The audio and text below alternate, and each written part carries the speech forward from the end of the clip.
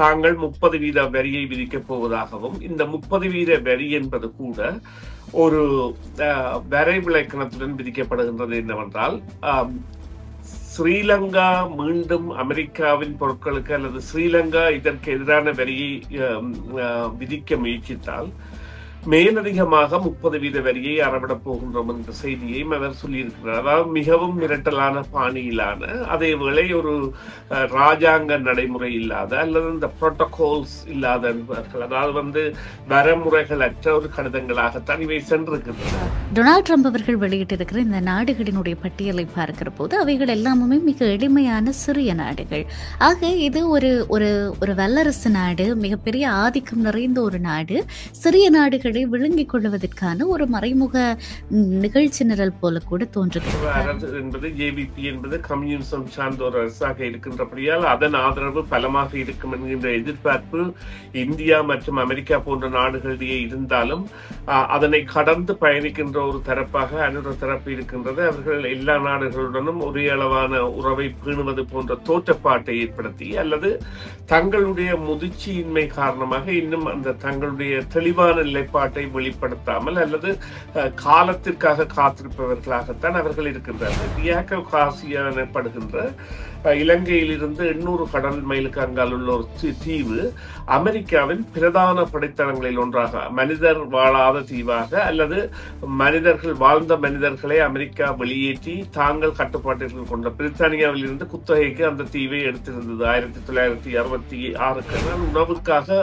விடிகாலையிலேயே மக்கள் இருப்பார்கள். அதாவது உணவு முத்திரை என்பது அமெரிக்காவில் ஒரு சாதாரண விடயமாக இருக்கின்றது.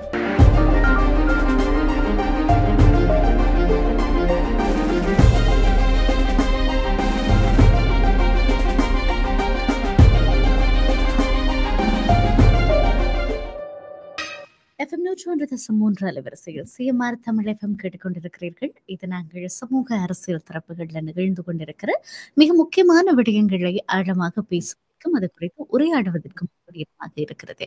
அந்த வகையில் இன்றைய நாளில் நாங்கள் பேச போகிற விடயம், அமெரிக்க ஜனாதிபதி டொனால்ட் ட்ரம்ப் அவர்கள் பதவியேற்ற நாளில் இருந்து இன்றைக்கு வரைக்கும் தொடர்ச்சியாக இந்த பிரம்ப வச்சு மிரட்டுற ஒரு ஆசிரியர் மாதிரி, இல்லாவிட்டால் ஒரு மேலாளர் மாதிரி எப்பவுமே இந்தா வரி விதிக்கிறேன் அந்த வரி விதிக்கிறேன்னு ஒரு மாதிரி பயமுறுத்தி கொண்டே இருக்கிறார். அது அதிகப்படியான ஒரு மாற்றத்தை அண்மை நாட்களில் எல்லா நாடுகளுக்குமே, கிட்டத்தட்ட ஒரு உலக ஒழுங்கையே ஒரு நாட்டினால மாற்றியமைக்க முடியுமா என்று கேட்டால் ஆமாம், இது அமெரிக்காவினாலே முடியும் என்பதை அண்மைய காலங்களிலே அவர் நிரூபித்திருந்ததை பார்க்கக்கூடியதாக இருக்கிறது. இப்பொழுதும் அது தொடர்ந்த வண்ணமே இருக்கிறது. ஆக ஆரம்பத்திலே அவர் விதிக்க போகிறார் என்று சொன்ன அந்த வரியினுடைய அளவு மிக அதிகமாக இருந்தது. கிட்டத்தட்ட 44% என்கிற அளவிலே அது ஆரம்பமானது. ஆனால் பிறகு பிற்பட்ட காலங்களிலே இல்லை, அதை ஒரு குறிப்பிட்ட காலம் வரைக்கும், ஜூலை மாதம் வரைக்கும் நான் ஒத்தி வைக்கிறேன் என்பது போல சொல்லி இருந்தார். இப்பொழுது மறுபடியும் ஒரு செய்தியினை அவர் வெளியிட்டிருக்கிறார். இந்த வரி ஆகஸ்ட் மாதத்துல இருந்து அமலுக்கு வரப்போகிறது. அதிலும் குறிப்பாக இலங்கை மீது கிட்டத்தட்ட 30% வரைக்கும் இந்த வரி அறவிடப்பட போகிறது. இலங்கையோடு சேர்த்து இன்னும் 7 நாடுகள் அதுக்குள்ளே அடங்குகிறது. அதே போல இன்னும் 14 நாடுகளுக்கு கிட்டத்தட்ட 40% வரைக்கும் இந்த வரி விதிக்கப்படுவதற்கான கடிதங்கள் இப்பொழுது அனுப்பி வைக்கப்பட்டிருக்கிறது. இது குறித்து நாங்கள் உரையாட போகிறோம். சுரேஷ் தர்மாவை இணைத்துக் கொள்ளலாம். வணக்கம் சுரேஷ் தர்மா. வணக்கம் பிரியா. வணக்கம் நேயர்களே. மற்றொரு உரையாடலில் உங்களை இணைத்துக் கொள்வதில் மகிழ்ச்சி தர்மா. நான் ஏற்கனவே சொன்னது போல அமெரிக்க ஜனாதிபதி அன்று அறிவித்திருக்கிற இந்த 30% வரி இலங்கையினாலே தாக்கு பிடிக்கக்கூடிய ஒன்றென்று நீங்கள் நினைக்கிறீர்களா? நிச்சயமாக இலங்கைக்கு இது ஒரு விருப்பப்படாத செய்தியாக, 44 வீதங்களில் இருந்த வரி இன்று அவர்களுக்கு உத்தியோகபூர்வ கடிதமாக இலங்கையின் ஜனாதிபதி அனுர குமாரநாயகவுக்கு டொனால்ட் ட்ரம்ப் அவர்களால் அனுப்பி வைக்கப்பட்டிருக்கின்ற கடிதத்தின் பிரகாரம் தாங்கள் 30% வரியை விதிக்கப் போவதாகவும், இந்த 30% வரி என்பது கூட ஒரு வரைவிலக்கணத்துடன் விதிக்கப்படுகின்றது என்னவென்றால், ஸ்ரீலங்கா மீண்டும் அமெரிக்காவின் பொருட்களுக்கு அல்லது ஸ்ரீலங்கா இதற்கு எதிரான வரியை விதிக்க முயற்சித்தால் மேலதிகமாக 30% வரியை அறவிடப் போகின்றோம் என்ற செய்தியையும் அவர் சொல்லியிருக்கிறார். அதாவது மிகவும் மிரட்டலான பாணியிலான, அதே வேளை ஒரு ராஜாங்க நடைமுறை இல்லாத அல்லது இந்த புரோட்டோகால்ஸ் இல்லாத என்பார்கள், அதாவது வரமுறைகளற்ற ஒரு கடிதங்களாகத்தான் இவை சென்றிருக்கின்றன. இவை அவரது அதிகாரிகளால் வரையப்பட்டு அவரால் கையெழுத்தப்பட்டு அனுப்பப்பட்டிருந்தாலும் அவரது நோக்கத்தை நிறைவேற்றுவதற்கான ஒரு சாட்சியமாக இது இப்பொழுது சமர்ப்பிக்கப்பட்டிருக்கின்றது. ஆகஸ்ட் 1 அவர்கள் இந்த வரியை உயர்த்தப் போகின்றார்கள் என்பதில் எந்தவித ஐயமும் இல்லை. ஆனால் இதனால் ஏற்பட போகின்ற நிலைமையில் குறிப்பாக இலங்கை அரசு இப்பொழுது அந்த IMF எனப்படுகின்ற சர்வதேச நாணய நிதியத்தின் கட்டுப்பாடுகளுக்கு அல்லது கடப்பாடுகளுக்கு அல்லது அவர்களுக்கு கொடுத்த உறுதிமொழிகளின் பிரகாரம் செயற்பட்டு தங்களுடைய மொத்த ஆழ்வித வருமானத்தை சராசரி நிலைக்கு கொண்டு வருவதற்கு ஒரு நெகட்டிவ் நிலையில் இருந்து, அதாவது மறைமுக புள்ளியில் இருந்து சாதாரண நிலைமையில் கொண்டு வருவதற்கான நிலைமையில் ஈடுபட்டு கொண்டிருக்கிற நிலையில் இப்பொழுது இந்த வரி என்பது நிச்சயமாக பல தொழில் வாய்ப்புகளை, அதாவது ஆடை தயாரிப்பு நிலையங்கள் முக்கியமாக நாங்கள் கருத்தில் எடுத்துக் கொள்ளப்பட வேண்டும். நீங்கள் இங்கே உள்ள ஒரு பெரிய எந்த கடைக்கு சென்றாலும் அங்கே உள்ள இந்த பருத்தி ஆடைகளோ அல்லது பெரிய நிறுவனங்களின் பெயர்களில் தயாரிக்கப்படுகின்ற ஆடைகளோ நீங்கள் அடியில் பார்த்தீர்களானால் பிராண்ட் நேமுக்கு கீழே மேட் இன் ஸ்ரீலங்கா என்பதை காணக்கூடியதாக இருக்கும். அவர்கள் அங்கே சென்று அவ்வாறு அவர்கள் துணிகளை அங்கே கொடுத்து தைப்பதற்கான காரணம் அங்கே உள்ள விலை குறைவு அல்லது ஊதிய குறைவு, ஊழியர்களுக்கான ஊதிய குறைவு, மற்றது தர நிர்ணயம் போன்றவற்றை அடிப்படையாக வைத்து செய்கின்றார்கள். இந்த வகையில் அந்த தொழில்துறையோடு மேலும் பல தொழில்துறைகள், குறிப்பாக தேயிலை ஏற்றுமதி, இதர ஏற்றுமதிகள் எல்லாம் பாதிக்கப்படக்கூடிய தன்மைகள் இருக்கின்றன. அமெரிக்காவிற்கு ஸ்ரீலங்கா அனுப்புகின்ற தொகை என்பது சுமார் 3 பில்லியனாக கடந்த ஆண்டு இருந்தது.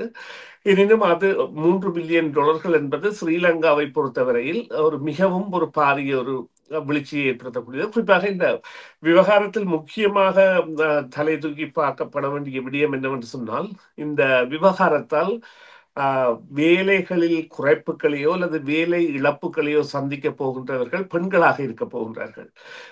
பெரும் துறைகளில் இந்த பெண்கள் தான் இங்கே இந்த பணியாற்றுகின்ற துறைகள். இந்த வெளிநாட்டு ஏற்றுமதிக்கு அது குறிப்பாக சில வேளைகளில் இந்த பலசரக்கோ அல்லது இந்த மினரல்ஸ் அல்லது அதாவது வாசனை திரவியங்களோ அல்லது கரைக்கு தேவையான பொருட்களோ அவ்வாறானவற்றில் கூட செய்வதில் கூட ஆண்களை விட பெண்களே அங்க இந்த கூடுதலாக இருக்கின்ற படியால் அவர்களிடையான பாதிப்பு என்பது ஐயந்திரிபுற ஏற்பட போகின்றது என்கின்ற ஆபத்து இருக்கின்றது. இதில் ஒரு மாற்றம் ஏற்படாவிட்டால் டொனால்ட் ட்ரம்ப் அவர்கள் வெளியிட்டிருக்கிற இந்த நாடுகளினுடைய பட்டியலை பார்க்கிற போது அவைகள் எல்லாமே மிக எளிமையான சிறிய நாடுகள். ஆக இது ஒரு ஒரு ஒரு வல்லரசு நாடு, மிகப்பெரிய ஆதிக்கம் நிறைந்த ஒரு நாடு, சிறிய நாடுகளை விழுங்கிக் கொள்வதற்கான ஒரு மறைமுக நிகழ்ச்சி நிரல் போல கூட தோன்றுகிறது. காரணம், இப்படியான அவர்களாலே சுமக்க முடியாத வரி சுமைகளை விதிப்பதன் மூலமாக அந்த நாடுகளை ஏதோ ஒரு விதத்திலே நலிவடைய செய்து அந்த நாடுகளை அமெரிக்கா தன்னுடைய விருப்பத்துக்கேற்ப இணங்க பண்ணுவதற்கான ஒரு பொறிமுறையாக கூட இது இருக்கலாம். இதை பற்றி நீங்கள் என்ன நினைக்கிறீர்கள்? நிச்சயமா இதில் குறிப்பிட்டு பார்ப்போமாக இருந்தால், நீங்கள் குறிப்பிட்ட விடயத்தில் ஒரு விடயத்தை நாங்கள் எடுத்து பார்க்க வேண்டும். இந்த விடயத்தில் ஈராக், லிபியா, மற்றது பிலிப்பீன்ஸ், மோல்டோவா, புரூனே இவையெல்லாம் சில நாடுகள் எல்லாம் பணக்கார நாடுகள். அல்ஜீரியா, ஸ்ரீலங்கா போன்றவை தான் இந்த நிலையின் அடிநிலையில் உள்ள நாடுகள் அல்லது பொருளாதார நிலைமையில். அதே போல லிபியா பொருளாதார நிலைமையிலிருந்து மீண்டு வர விரும்புகின்ற நாடுகள். எனவே ஒட்டுமொத்தமாக பார்த்தால் நீங்கள் கூறுகின்ற கருத்தில் ஒரு உண்மை இருக்கின்றது என்றால், இவை ஒன்றில் சிரமப்படுகின்ற நாடுகள் அல்லது வளர்ச்சி அடைய முயற்சிகின்ற நாடுகள். குறிப்பாக பார்த்துக்கிறார்கள், ஈராக்கெல்லாம் போரிலிருந்து மீண்டி பொழுது வளர புறப்படுகின்ற நாடு. அதேபோல இந்த பிலிப்பீன்ஸ் என்பது நிச்சயமாக பெரும்பான்மையான ஏற்றுமதிகளை கடல் சார்ந்த உணவுப் பொருட்களாக இருக்கட்டும் வேறு பொருட்களையும் ஏற்றுமதி செய்கின்ற ஒரு நாடாக இருக்கின்றது. இவ்வாறான வகையில் பார்க்கும் பொழுது இவர்கள் படிப்படியாக செய்கின்ற திட்டத்தின் ஒரு படியாகவே இதேவேளை இவ்வாறு கூறுங்கள், முதல் விதிக்க போகின்ற வரி அதற்குரிய கால கடவு என்பது கடக்கப் போகின்ற விதத்தில் அதனை 3/2 பங்குகளாக்கி 45 வீதத்தை 30 வீதமாக்கி தற்பொழுது விரித்திருக்கின்றார். இருந்த பொழுதிலும் இந்த சுமையை இவர்களால் ஏற்க முடியுமா என்றால் அது மிகவும் ஒரு கஷ்டமான நிலை. இவர்கள் எல்லாம் நிச்சயமாக இந்த பிரிக்ஸ் போன்ற அமைப்புகளை, ரஷ்யா, சீனா, இந்தியா போன்ற நாடுகளின் உதவிகளை அல்லது அவர்களுடைய வணிக தொடர்புகளை நாட வேண்டிய தேவையை தவிர்க்க முடியாதபடி அமெரிக்கா ஏற்படுத்துகின்றது. அதுதான் இங்கு உள்ள ஒரு உண்மைத்தன்மையாக இருக்கின்றது. ஏனென்றால் சில பொருட்கள் நிச்சயமாக அமெரிக்காவுக்கு தேவையான பொருட்கள் அங்கே உற்பத்தி செய்யப்படுகின்ற பொழுது அவற்றின் வரவு என்பது தடுக்கப்பட முடியாததாக இருக்கும். ஆனால் மறுபக்கமாக அந்த பல பொருட்கள் என்பது சில வேளைகளில் பிரதியீடு செய்யப்படுகின்ற தன்மை இருக்கும் மற்ற நாடுகளால். எனவே அது குறித்த விடயங்கள் நாங்கள் போக போகத்தான் பார்க்க வேண்டும் என்று சொன்னால், இந்த ராஜாங்க அணுகுமுறை என்பது சில வேளைகளில் வெற்றிகளை தரலாம். அல்லது எவ்வாறு அதனை குறிப்பிடலாம் என்று சொன்னால், சில வேளைகள் அடிபணிதல், சில வேளைகளில் டொனால்ட் ட்ரம்ப் அவர்களுக்கு தங்களுடைய நிலைமைகளை விளக்கி அல்லது தாங்கள் செய்கின்ற திட்டங்கள் இந்த வரியின் தன்மையை சில வேளைகளில் மாற்றுமாறெல்லாம் கோரிக்கை விடலாம். ஆனால் அதற்குரிய நிலையில் அமெரிக்கா இருக்கின்றதா என்று கேட்டால் இல்லை என்றுதான் கூற வேண்டும். என்றால் அவர்கள் அவ்வாறான ஒரு செயற்திட்டத்தை சகல இடங்களிலும் செய்து வருவதால் இது சற்றே சிரமமான நிலைமை என்பதுதான் உண்மை. நிச்சயமாக கடந்த காலங்களிலே அமெரிக்காவினுடைய அணுகுமுறைகளை ஒரு ஒரு பொதுத்தன்மையினை பார்க்கக்கூடியதாக இருக்கிறது. ஒரு ஒரு குறித்த நாட்டின் மீது கண் வைக்கும் அமெரிக்கா கண் வைக்குமாக இருந்தால், அங்கே இருக்கிற வளங்கள் அமெரிக்காவுக்கு தேவையாக இருந்தால், அந்த நாட்டோடு ஒரு பெருமளவு ஒப்பந்தத்திற்கு வந்து அந்த நாட்டிற்கு சில பல உதவிகளை செய்து பின்னர் அதே அமெரிக்காவை ஏதோ ஒரு கட்டத்திலே அதற்கு செக் வைப்பது என்று சொல்லுவார்கள். அதே மாதிரி ஒரு பலவீனப்படுகிற ஒரு ஒரு பிணைப்பை உருவாக்கி, ஒரு வியூகத்தை உருவாக்கி, கடைசியாக அதை மண்டியிடச் செய்து தனக்கு என்ன தேவையோ அதை பெற்றுக்கொள்ளுகிற ஒரு வழக்கத்தை பார்க்கிறோம். அதற்கு உக்ரைன் ஒரு நல்ல சாட்சி நமக்கு கடந்த காலங்களிலே. ஆக இது இப்படி இருக்க, இன்னும் ஒரு பகுதியிலே இப்படி சொல்லுகிறார்கள், அமெரிக்கா இலங்கையினுடைய வளங்களை வெவ்வேறு நாடுகள் இப்பொழுது குறிவைத்த வண்ணமே இருக்கின்றன. மிக குறிப்பாக இலங்கையினுடைய திருகோணமலையினுடைய இயற்கை துறைமுகமாக இருக்கட்டும், அதற்கு பிறகு அங்கே இருக்கிற இல்மனைட், புல்மோட்டையிலே அமைந்திருக்கிற இல்மனைட் ஃபேக்டரியாக இருக்கட்டும், இவைகள் எல்லாம் எல்லாவற்றினுடைய கழுகு பார்வையும் அவற்றை சுற்றித்தான் இருக்கிறது. மிக குறிப்பாக அமெரிக்காவை சொல்லுகிறார்கள். காரணம், அங்கே உருவாக்கப்படுகிற அந்த சிப்களை தயாரிப்பதற்கு அந்த இல்மனைட்டுகளினாலே தான் முடியும். ஆக அமெரிக்காவை பொறுத்த வரைக்கும் இலங்கை ஒரு தங்கன் சுரங்கம் போலத்தான் அப்படி என்று.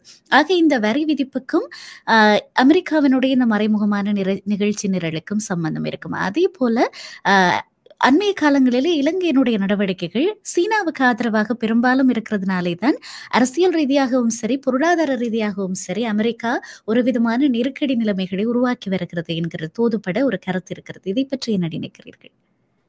நீங்கள் குறிப்பிட்ட தொட்டு சென்ற 2 விடயங்களில் முதலாவதாக சீன சார்பு என்பது அனுர அரசு என்பது ஜேவிபி என்பது கம்யூனிசம் சார்ந்த ஒரு அரசாக இருக்கின்றபடியால் அதன் ஆதரவு பலமாக இருக்கும் என்கின்ற எதிர்பார்ப்பு இந்தியா மற்றும் அமெரிக்கா போன்ற நாடுகளிடையே இருந்தாலும் அதனை கடந்து பயணிக்கின்ற ஒரு தரப்பாக அனுர தரப்பு இருக்கின்றது. அவர்கள் எல்லா நாடுகளுடனும் ஒரே அளவான உறவை பேணுவது போன்ற தோற்றப்பாட்டை ஏற்படுத்தி அல்லது தங்களுடைய முதிர்ச்சியின்மை காரணமாக இன்னும் அந்த தங்களுடைய தெளிவான நிலைப்பாட்டை வெளிப்படுத்தாமல் அல்லது காலத்திற்காக காத்திருப்பவர்களாகத்தான் அவர்கள் இருக்கின்றார்கள்.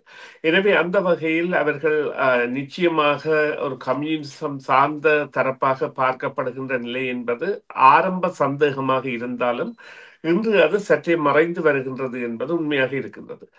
இரண்டாவது விதமாக, ஆமாம், திருமலை எல்லாம் ஒரு காலத்தில் நிச்சயமாக தேவையான நிலையில் இருந்த பொழுதிலும் பிரியா, இப்பொழுது இந்த போர் முறைகளும் மற்றும் நடவடிக்கைகளும் மாறி வருகின்றன. குறிப்பாக டியாக்கோ காசியா எனப்படுகின்ற இலங்கையில் இருந்து 800 கடல் மைலுக்கு அங்கால் உள்ள ஒரு தீவு அமெரிக்காவின் பிரதான படைத்தளங்களில் ஒன்றாக, மனிதர் வாழாத தீவாக அல்லது மனிதர்களை அமெரிக்கா வெளியேற்றி தாங்கள் கட்டுப்பாட்டில் கொண்ட பிரித்தானியாவில் இருந்து குத்தகைக்கு அந்த தீவை எடுத்திருந்தது 1966களில்.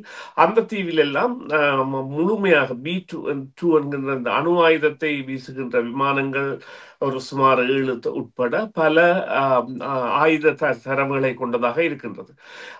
அவர்களுக்கு ஒரு பரப்பை மேற்கொள்வதற்கு 800 கடல் மைல் என்பதை கடப்பதற்கு சுமார் 20 நிமிஷமோ 30 நிமிடங்களோ கடந்து விட முடியும். எனவே அவ்வாறான நிலையில் இந்த இயற்கை கோட்டை போல் அமைந்த திருகோணமலையின் தேவை என்பது தற்போதைய நிலையில் அவர்களை பொறுத்தவரையில் பாரிய அளவில் தேவையற்றதாக மாறிவிட்டதற்கான காரணம் தங்களுக்கான ஒரு நிரந்தர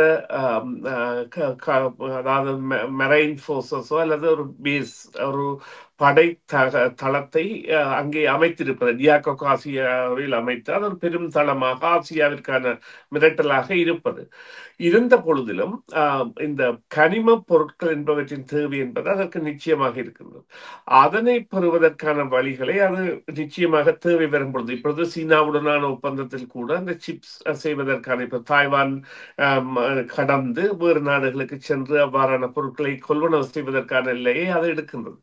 இருந்த பொழுதிலும் கனிம வளங்கள் இருக்கின்ற பொழுது நிச்சயமாக பங்காற்றும். இதற்கு உண்மையிலேயே நாங்கள் ஒரு உதாரணமாக எடுக்க வேண்டிய இடமாக கயானா இருக்கின்றது. கயானாவில் தற்பொழுது எண்ணெய் கண்டுபிடிக்கப்பட்டு அது ஒரு அதிபயங்கர பணக்கார நாடாக மாறக்கூடிய நிலையில் உடனடியாகவே அமெரிக்க பெட்ரோலிய கூட்டுத்தாபனங்கள் சென்று கையெழுத்திட்டதும் இல்லாமல் கூட்டு ரோந்துக்கான படையாக, கயானாவிற்கான படையாக அமெரிக்கா இணைந்து விட்டது. ஒரு சிறிய நாடு இவ்வாறு கையகப்படுத்தப்படுகின்றது என்பதற்கான உதாரணம்.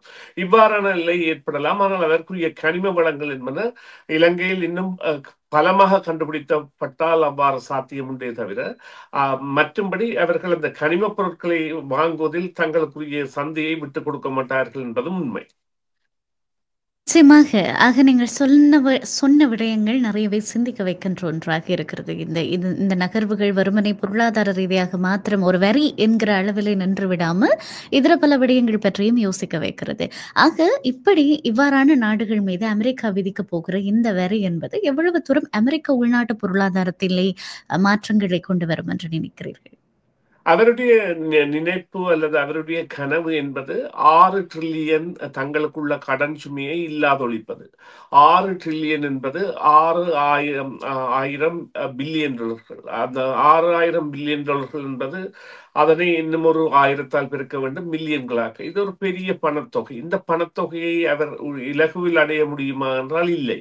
ஆனால் அதேவேளை தனது உள்நாட்டு பொருளாதாரத்தை விருத்தி செய்வதற்காக முயற்சியாக இவ்வாறான வரிகள் உதவும், அங்கிருந்து வராத பொருட்களை இங்கே செய்யலாம் என்றால் அதற்குரிய சந்தை விலை என்பது என்னவென்பது கூட யாராலும் கண்டுபிடிக்கப்பட முடியாது. எனவே நிச்சயமாக மாறுதல் வரும். அவர்களுடைய அந்த பொருளாதார வீழ்ச்சியிலிருந்து மேம்படக்கூடிய தன்மை என்பது எந்தவித சந்தேகத்திற்கு இடமில்லாமலும் அது இடம்பெறும். ஆனால் அவர் எதிர்பார்க்கின்றபடி நடக்குமா என்கின்ற கேள்விதான் இங்கே இருக்கின்றது. என்று சொன்னால், அமெரிக்காவில் ஒரு அதாவது ஒரு பேச்சுக்கு கூறுங்கள், சகல தொழில்துறைகளையும் இவர்கள் அமெரிக்காவுக்கு கொண்டு வந்து செய்வதற்கு என்றால் அங்கு அதற்குரிய ஆள் பற்றாக்குறை என்பது ஏற்படும்.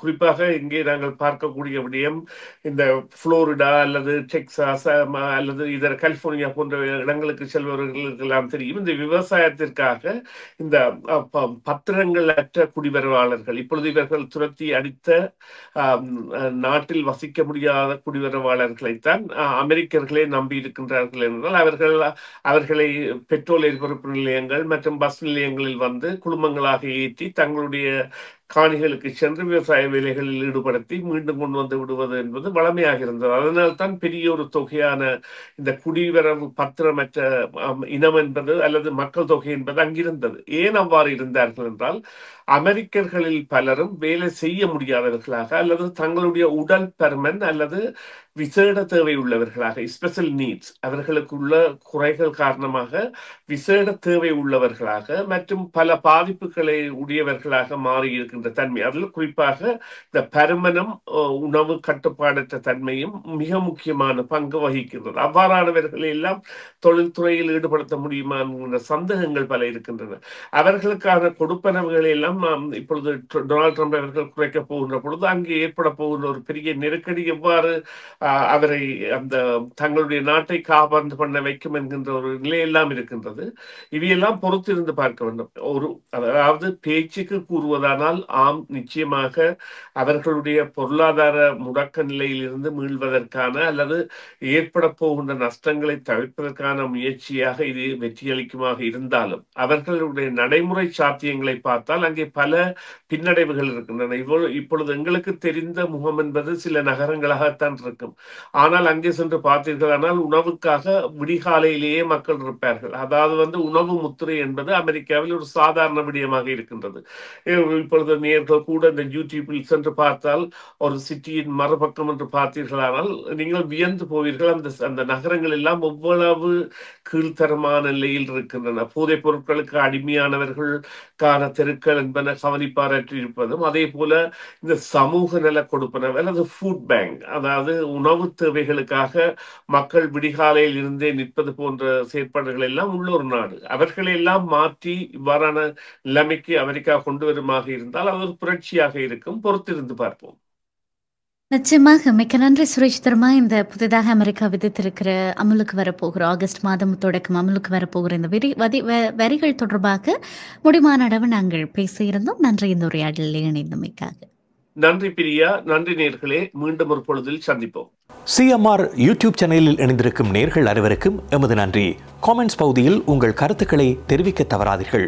முக்கிய செய்திகள், காணொளி தொகுப்புகள், நேர்காணல் என பலதரப்பட்ட அம்சங்களையும் உங்களுக்காக தருகின்றது சிஎம்ஆர் யூடியூப் சேனல். சிஎம்ஆர் என்று சர்ச் செய்து எமது யூடியூப் சேனலை சப்ஸ்கிரைப் பண்ணுங்கள். உங்கள் உற்றார் உறவினர் நண்பர்களோடும் இந்த காணொளி தொகுப்புகளை பகிர்ந்து கொள்ளுங்கள். அருகில் இருக்கின்ற முக்கிய காணொளி தொகுப்புகளையும் தவறவிடாமல் பாருங்கள்.